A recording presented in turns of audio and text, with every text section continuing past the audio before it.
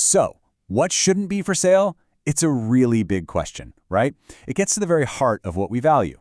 Today, we're going to explore the moral limits of markets, and we're starting with a pretty intense life-or-death decision straight from the history books.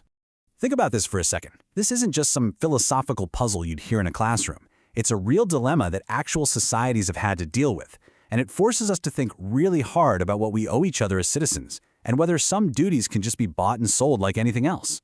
Yeah, this wasn't just a theoretical debate. During the American Civil War, the nation was literally tearing itself apart, and the Union government was desperate for soldiers. Their solution? Well, it was super controversial, and it relied on the power of the market. Here's how it worked. The government started a draft, but it came with this massive loophole. If your number got called, you had an out, but only if you had enough money to pay someone else to go face the cannons for you. And you can bet the wealthy took full advantage of this. A young Andrew Carnegie, for example, paid a substitute a pretty hefty sum to go fight in his place. Newspapers were flooded with ads, basically turning military service into a commodity with a price tag, sometimes over $1,000, which was an absolute fortune back then.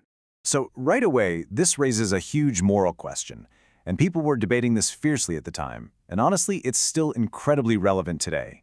Is this a just way to decide who carries the life and death burden of fighting a war? The whole debate over this system really boils down to two completely different ways of looking at the very same transaction. Was it a simple expression of freedom, or was it actually a form of coercion? From a market point of view, it's pretty simple. Two consenting adults made a voluntary deal. The substitute weighed the risks and named his price. But the counterargument is really powerful. I mean, how free is that choice really when you've got poverty staring you in the face? As one person in this debate put it, the whole system just feels coercive because the burden falls so heavily on those with fewer economic options. Sure, it's a choice, but it's a choice made under the pressure of poverty. But then a second, even deeper objection came up. And this one isn't really about fairness. It's about the very nature of what's being done. It's the idea that military service is a civic duty, and when you turn it into a paid job, you actually corrupt its meaning.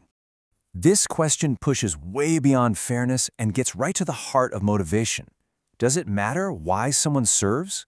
Is patriotism a better, more valuable reason to fight than just getting a paycheck? This opens up the whole idea that putting a price on certain duties might actually diminish their value. So these two arguments that came up in the military draft, the one about coercion and the one about corruption, well, they don't just apply to war. They pop up in all sorts of areas of our lives where markets are expanding.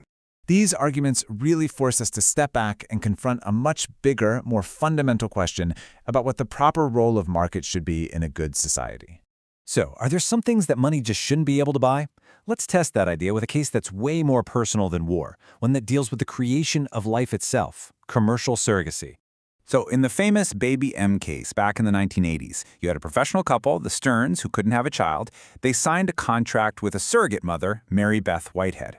But after the baby was born, she had a change of heart and wanted to keep the child, which, as you can imagine, sparked a massive legal and ethical battle. This gets us right to the core of the dilemma. The court had to decide, should a contract like this even be enforced? This case forces us to really think about the ethics of applying market logic to something as deeply personal as creating a family. The argument for enforcing the contract was simple, and you can see the logic. A deal is a deal. Two consenting adults made a promise. From this point of view, the court's job is just to make sure that agreement is upheld. But just like with the Civil War draft, some really powerful objections were raised against enforcing this deal, and they might sound familiar. They echo the very same arguments we heard before. And this gets to that second core objection, the idea that turning childbearing into a paid service actually corrupts the meaning of parenthood. It risks treating a baby like a product and a mother's bond as a commodity. And a lot of people argue that's just fundamentally dehumanizing. Okay, so let's just pause here. We've looked at two totally different scenarios, hiring soldiers for a war and contracting for a baby. And what's amazing is that the exact same two powerful moral arguments against the unlimited reach of markets have emerged in both cases. Let's lay them out really clearly. The first argument is all about fairness and coercion.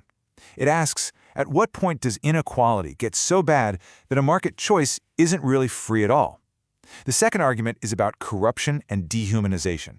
This one asks if there are certain things, like civic duty or motherhood, that are just fundamentally degraded when we treat them like commodities to be bought and sold. And here's the key takeaway. These arguments don't give us easy answers. What they do is challenge that core idea that everything has a price.